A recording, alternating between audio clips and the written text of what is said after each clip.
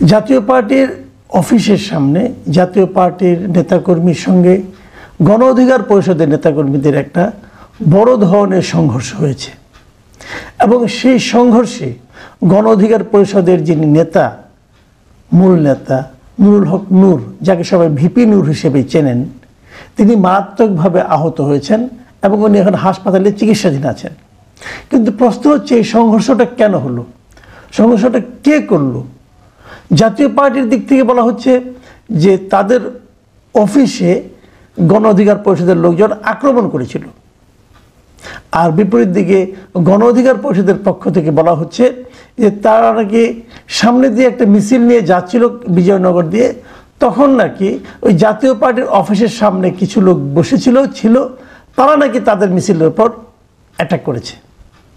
এখন এটার কোনটা সত্য কোনটা মিথ্যা, এটা এই মুহূর্তে ওখানে যখন আমরা ছিলাম না আমরা হয়তো বলতে পারবো না, কিন্তু বাস্তবতা হলো আক্রমণটা হয়েছে। এবং আরও বাস্তবতা হলো ঘটনাটা ওখানে দুবার ঘটেছে, একবার সন্ধ্যা দিয়ে ঘটেছে, দ্বিতীয়বার আবার জাতীয় পার্টির অফিসের সামনে আক্রমণটা হয়। প্রথম গণ অধিকার পরিষদের লোকজন চলে যায়, পরে তারা আবার আসে। এবং আমি বিভিন্ন পত্রপত্রিকায় যে রিপোর্ট পড়লাম সেখানে আমি দেখতে পেলাম যে দ্বিতীয় দফা যখন আসে তারা, তখন সেনাবাহিনী পুরো জিনিসটাকে শান্ত করতে যেয়ে সবাইকে 10 মিনিটের সময় দেয়। তারা বিশেষ করে গণ অধিকার পরিষদের লোকজনকে বলে 10 মিনিটের সময় দেওয়া হলো যেন তারা চলে যায়, কিন্তু তারপর না যাওয়ায় তাদের উপর ব্যাপক লাঠিচার্জ করা হয়। আমি যতটুকু ভিডিওতে দেখেছি, নুরুল হক নূর যখন মার খাচ্ছিলেন, এই ঘটনা বেশ কিছু ভিডিও ফুটেজ সোশ্যাল মিডিয়ায় দেখা গেছে। আমি যতটুকু দেখেছি জাতীয় পার্টির কেউ তাকে মারেনি, মানে উর্দিপাড়ার লোক কেউ একজন তাকে মেরেছে, একজন না একাধিকজন মেরেছে। এই দৃশ্য আমি দেখেছি। এটা কি সেনাবাহিনী সেই নির্দেশনা না মানার কারণে ওনাকে মারা হয়েছে আমি ডিটেল বলতে পারবো না। তবে এক্ষেত্রে আইএসপি এর একটা বিবৃতি পাওয়া গেছে। আইএসপি এর বিবৃতিটা আপনাদেরকে আমি পুরোটা পড়ে শোনাতে চাই যে তারা আসলে কি বলছে। আইএসপি বলেছে যে ঘটনার শুরুতে আইন শৃঙ্খলা রক্ষাকারী বাহিনীর সদস্যরা উভয় পক্ষকে শান্ত থাকতে এবং শান্তিপূর্ণভাবে স্থান ত্যাগ করার জন্য ও দেশের বিদ্যমান আইনের প্রতি শ্রদ্ধাশীল থেকে শান্তিপূর্ণ প্রক্রিয়ায় নিজেদের মধ্যে মতপার্থক্য দূর করার জন্য অনুরোধ জানায়। তবে বারবার অনুরোধ সত্ত্বেও কতিপয় নেতাকর্মী তা উপেক্ষা করে মব ভায়োলেন্সের মাধ্যমে পরিস্থিতি অশান্ত করার চেষ্টা করে। এটা কিন্তু ইম্পর্টেন্ট কথা যে কতিপয় নেতাকর্মী, সবাই কথা বলা নয়, বলছি কতিপয়, এবং তারা কি করে, তারা মব ভায়োলেন্সের মাধ্যমে পরিস্থিতিকে অশান্ত করার চেষ্টা করে। এখান থেকে আমি একটু ইঙ্গিত পেতে পারি, একটু আলোচনাও করতে পারি। জাতীয় পার্টির পক্ষে কি এখন মব ভায়োলেন্স করার বাস্তবতা আছে? যাদের নিজেদের অফিস আগুন দিয়ে জ্বালিয়ে দেওয়া হয় তারা কিছু করতে পারে না, তারা মোটামুটি দৌড়ের উপর থাকে, তাদের পার্টি এই লোক আজকে দখল করে সেই লোক আজকে দখল করে, তাদের পক্ষে কি মব ভায়োলেন্স করার মতো অবস্থা আছে? তারা কি সেই বাস্তবতা আছে? আমি জানি না, তবে আমি এটা নিয়ে ভাবছি, আপনারাও ভাবুন।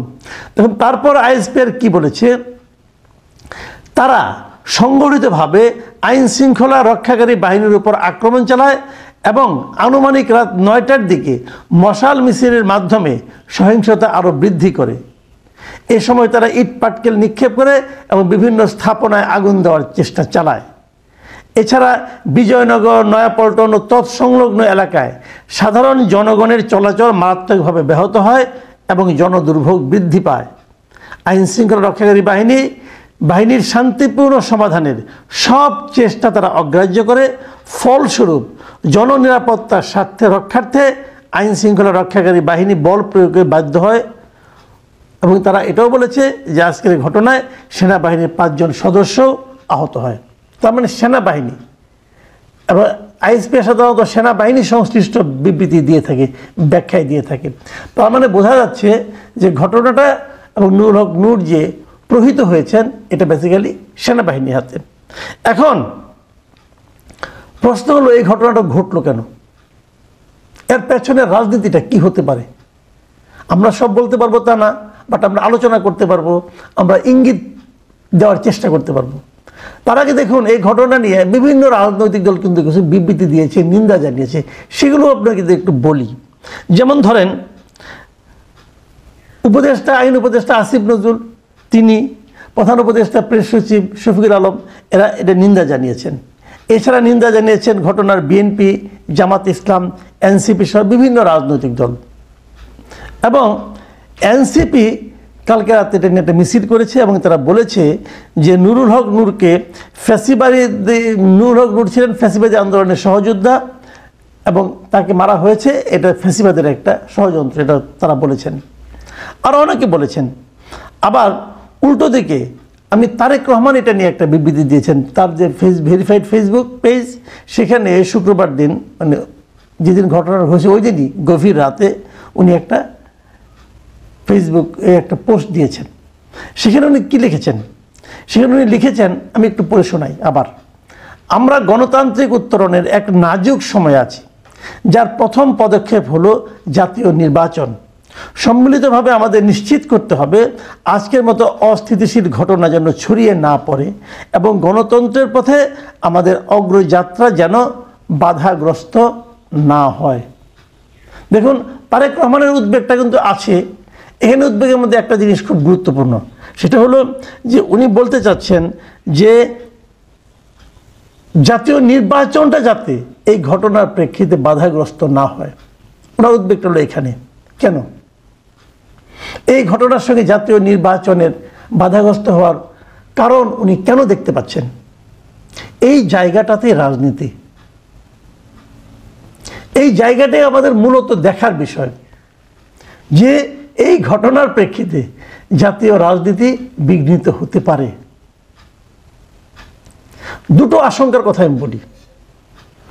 প্রথম আশঙ্কা হলো জাতীয় পার্টির অফিসে হামলা অথবা এই যে মারামারি, নুরুল হক নূর তিনি তার আহত হওয়া এবং মারাত্মকভাবে আহত হয়েছেন উনি, এই যে ঘটনা, এই ঘটনার প্রেক্ষিতে এখানে একটা বড় ধরনের বিতর্ক উঠতে পারে যে দেশে এখন নির্বাচনের পরিবেশ আদৌ আছে কি নেই।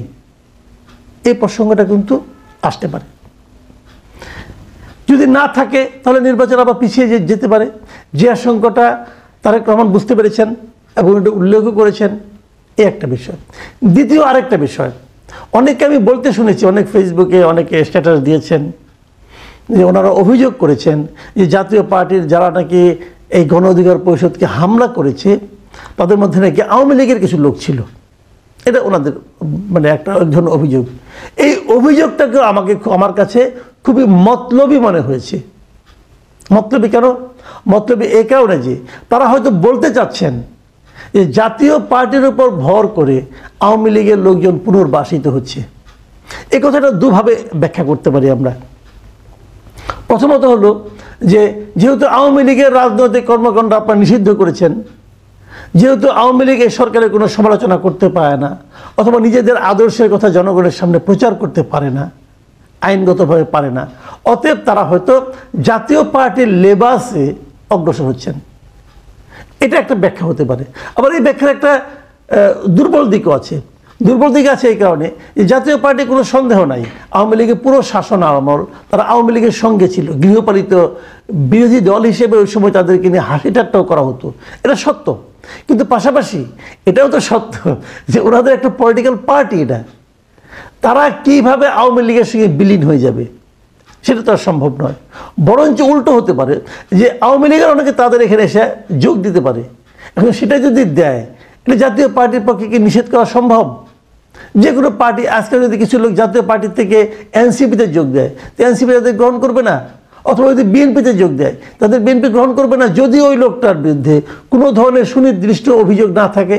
করবে না? করবে তো। তাহলে সেটাও হতে পারে, আবার নাও হতে পারে। এটা একটা দিক।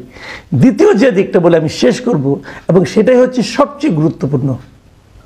গুরুত্বপূর্ণ এই কারণে যে আওয়ামী লীগের রাজনৈতিক কর্মকাণ্ড নিষিদ্ধ।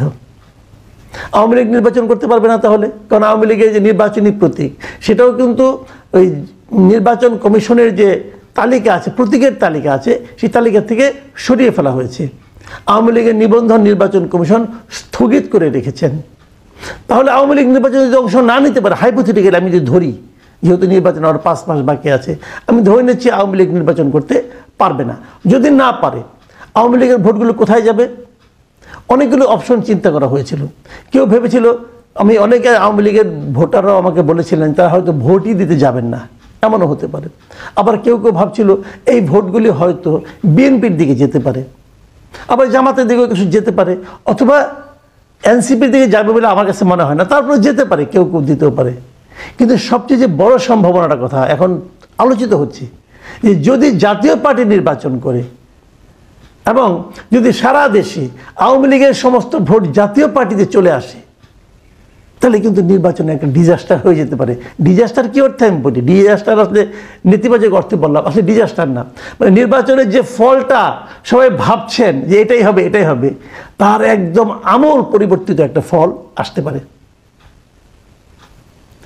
কাজেই এটাকেও কিন্তু কেউ কেউ ভয় পেতে পারে। কেউ যদি ভাবে যে আমাদের তো নিশ্চিত যে আমরা দ্বিতীয় স্থানে থাকব, দেখা গেল তারা দ্বিতীয় স্থানে আর থাকতে পারলো না, তখন তারা তো আতঙ্কিত হতেই পারে। আর এই যে আতঙ্ক, এখান থেকে বের হওয়ার উপায় কি? সম্ভাব্য একটা উপায় হলো জাতীয় পার্টিকে নিষিদ্ধ করে দেওয়া। আপনি নিষিদ্ধ কিভাবে করবেন? আওয়ামী লীগকে তো করেছেন, জাতীয় পার্টিকে কিভাবে করবেন? যদি আপনি বলতে পারেন, দেখাতে পারেন যে জাতীয় পার্টিও ফ্যাসিস্ট কর্মকাণ্ড করছে, তার অফিসের সামনে দিয়ে কেউ মিছিল নিয়ে গেলে তারা আক্রমণ করছে, এই আচরণগুলির প্রেক্ষিতে যদি তাদেরকে আপনি নিষিদ্ধ করার একটা চেষ্টা করেন অথবা নিষিদ্ধ করতে পারেন, তাহলে কিন্তু ওই যে আতঙ্কের কথা বললাম সেটা কিন্তু আর থাকবে না। এবং আমার ধারণা আজকালকের মধ্যেই দেখবেন এই আলোচনাটা উঠতে থাকবে যে জাতীয় পার্টিকেও নিষিদ্ধ করতে হবে অথবা জাতীয় পার্টিকেও নির্বাচনের বাইরে রাখতে হবে। জাতীয় পার্টিকে নির্বাচনের বাইরে না রাখতে পারলে ওই আতঙ্ক কিন্তু ওই বিশেষ দলগুলোর থেকে যাবে না, এবং সেই দলগুলো এই মুহূর্তে পাওয়ারফুল, তারা সেটা করতে চাইতেই পারে। প্রিয় দর্শক, আপনার সামনের দিনগুলোর দিকে একটু নজর রাখেন, দেখতে পারবেন যে কী হচ্ছে, এবং তাহলে বুঝতেও পারবেন যে কেন হচ্ছে। এখন এ পর্যন্তই। আল্লাহ হাফেজ।